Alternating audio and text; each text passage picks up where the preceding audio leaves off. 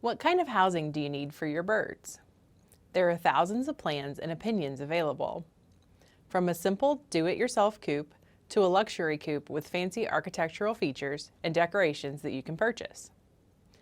This level of extravagance is lovely, but not necessary. If the coop has enough room, keeps your birds safe and happy, and is not an eyesore for your neighborhood, it should be fine. You may even have a building already available that can be converted into a great coop. Do-it-yourself coops can come together from scrap wood, metal, and found objects. Prefabricated coops can be more costly, but require less carpentry. A well-designed coop provides shelter from temperature fluctuations, draft, and excessive moisture. It should keep out predators and rodents. It should be safe and comfortable for both your birds and you.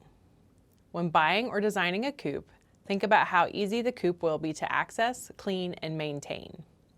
We see too many coops with a 15-inch door or that require the owner to crawl across the floor to get eggs 4 feet away on the other side of the coop. Coops should be tall enough or have easy to access entry points to make cleaning and care easy, like this one. As you design and build your coop, think from the eyes of a predator. Think low and high.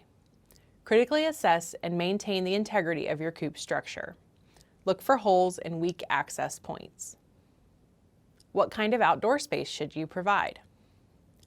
You may think that free-ranging your birds is the best option. Unfortunately, poultry are unaware of property lines, and regardless of the age-old riddle, chickens do not look both ways before crossing the road. Poultry are prey animals. They can quickly become an easy snack for nearby aerial and land predators. If you choose to completely free-range your birds, you run the risk of some, if not all, of your flock being carried off as a free meal. Outdoor access is encouraged, but only when birds can be contained in an outdoor run or enclosure. So fencing your birds where you want to observe their activity and know what they are eating is the best practice.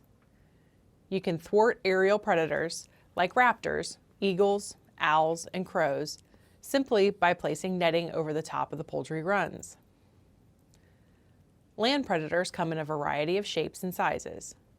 Coyotes, bears, dogs, cats, raccoons, mink, skunks, foxes, weasels, and even humans can be blamed for many lost flocks. Some flock owners bury mesh or chicken wire 6 to 12 inches vertically underground and horizontally another 6 to 12 inches to prevent land predators from digging under the fence perimeters. Another option is an enclosure. Enclosures should be tall enough so that you can comfortably walk through them. Sometimes you will need to herd the birds in at night or pick up eggs and change the feed and water. You don't want to scrape your head on the ceiling. You can use chicken wire, plastic, or wire mesh to keep out smaller predators and birds. Some enclosures are designed to be moved around. We call these chicken tractors.